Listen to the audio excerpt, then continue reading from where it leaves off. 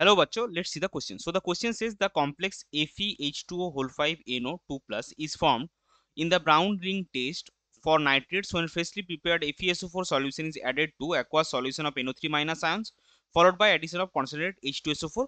Select the correct statement above this complex. और statements हमारे पास क्या है? Option A, hybridization of iron is sp3d2. Option B, iron has +1 oxidation state. Option C, it has magnetic moment 3.87 Bohr magneton confirming 3 unpaired electrons in Fe।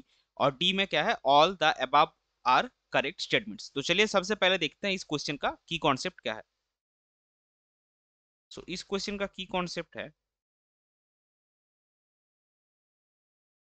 Brown ring test.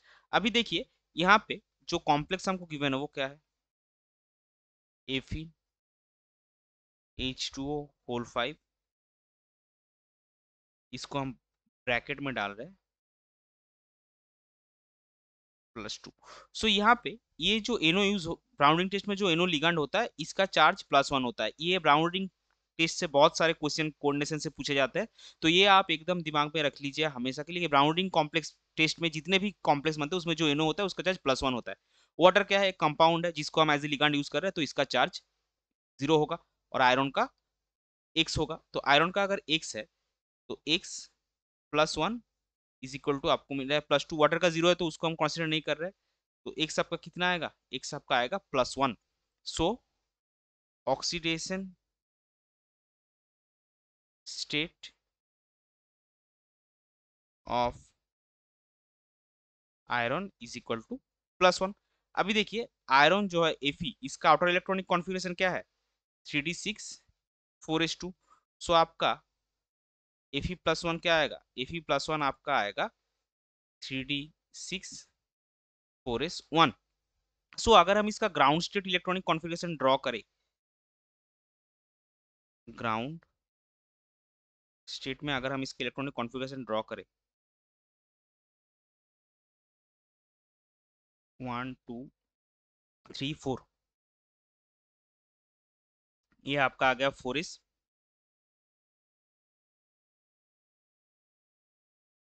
4p आपका खाली है। सो क्या है? 3d6 1 2 3 4 5 6 और 4s में 1 है।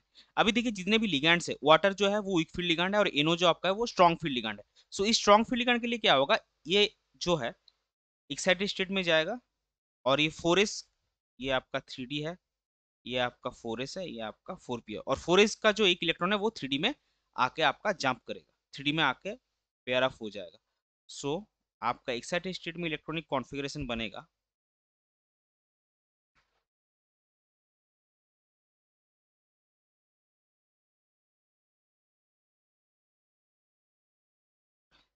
1 2 3 4। ये आपका पहले से ही था और ये 4s का एक इलेक्ट्रॉन आके यहाँ पे पेयर अप हो जाएगा। सो देखिए अभी अगर आपको कॉम्प्लेक्स बनाना है, आपको कितने लिगैंड जोड़ना है? 5H2 एक यानी कि 6 लिगैंड। तो आपको ऑक्टेहेड्रल कॉम्प्लेक्स बनाना है, कोऑर्डिनेशन नंबर 6 होगा आपका। तो आपको चाहिए क्या? 6 वैकेंट ऑर्बिटल। सो ये जो इनर डी 4s4 भी आपका आउटर ऑर्बिटल है, सो 3d की जो इनर डी ऑर्बिटल है वो हाइब्रिडेशन में पार्टिसिपेट नहीं करेगा, तो आपको बाय डिफॉल्ट लेना होगा 4d जो कि आपका वैकेंट है।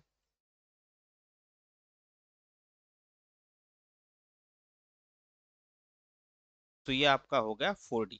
और आप लेंगे कितना? 1 2 3 4 5 6। तो इससे आपका बनेगा क्या? इससे आपका बनेगा sp3d2 hybridize. So hybridization of iron कितना हो गया? आयरन का हाइब्रिडाइजेशन हो गया sp3d2। और अनपेयर्ड इलेक्ट्रॉन कितने हुए? 3। सो हाइब्रिडाइजेशन आपका हो गया sp3d2। फिर से एक बार समझ लीजिए, एक s 1 2 3 3p ऑर्बिटल और 2d ऑर्बिटल, तो आपका टोटल 6 वैकेंट ऑर्बिटल हो गया 6 लिगैंड्स के लिए, तो sp3d2 हाइब्रिडाइजेशन हो गया। और नंबर ऑफ अनपेयर्ड इलेक्ट्रॉन हमने कितना देखा था? नंबर ऑफ अनपेयर्ड इलेक्ट्रॉन आपका है 3। सो मैग्नेटिक मोमेंट क्या आएगा? मैग्नेटिक मोमेंट आपका आएगा √of n into n plus two यानी कि 3 into 3 plus 2 that is root over of 3 into 5 is equal to root over of 15 is equal to 3.874 magneton.